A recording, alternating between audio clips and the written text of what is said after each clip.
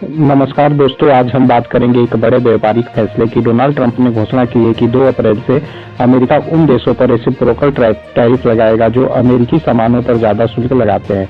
इसमें भारत भी शामिल हो सकता है, लेकिन भारत इस मामले को एक अलग समझौते के जरिए हल करने की कोशिश कर रहा है। तो आइए इस मुद्दे पर विस्तार से चर्चा करते हैं। डोनाल्ड ट्रंप का कहना है कि कई देश, खासकर भारत, अमेरिकी उत्पादों पर बहुत ऊंचे टैरिफ लगाते हैं।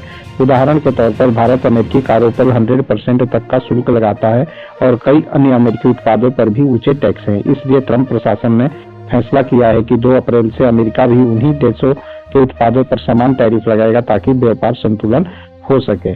इस घोषणा के बाद भारत ने कूटनीतिक रूप से इस मुद्दे को हल करने की दिशा में कदम बढ़ाए हैं। भारत के वाणिज्य मंत्री पीयूष गोयल इस समय अमेरिका में हैं, जहां दोनों देश टैरिफ और नॉन टैरिफ मुद्दों पर बातचीत कर रहे हैं। सूत्रों के मुताबिक भारत और अमेरिका एक अलग द्विपक्षीय व्यापार समझौते को अंतिम रूप देने की कोशिश कर रहे हैं, जो 2025 के अंत तक पूरा हो सकता है।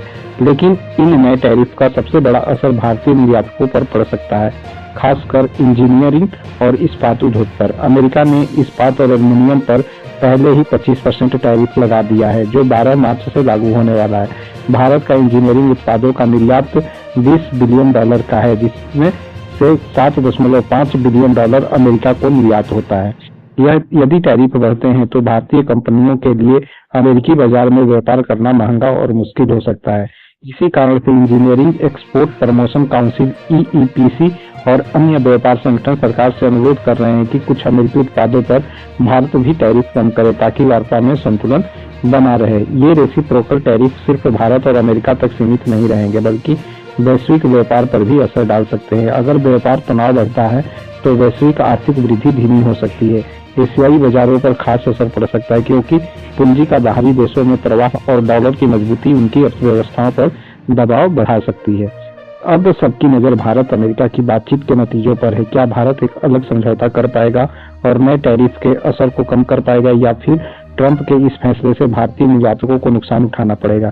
फिलहाल दोनों देशों से सकारात्मक संकेत मिल रहे हैं, लेकिन अंतिम निर्णय व्यापार वार्ता के नतीजों पर निर्भर करेगा।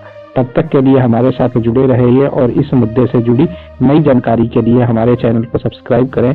धन्यवाद।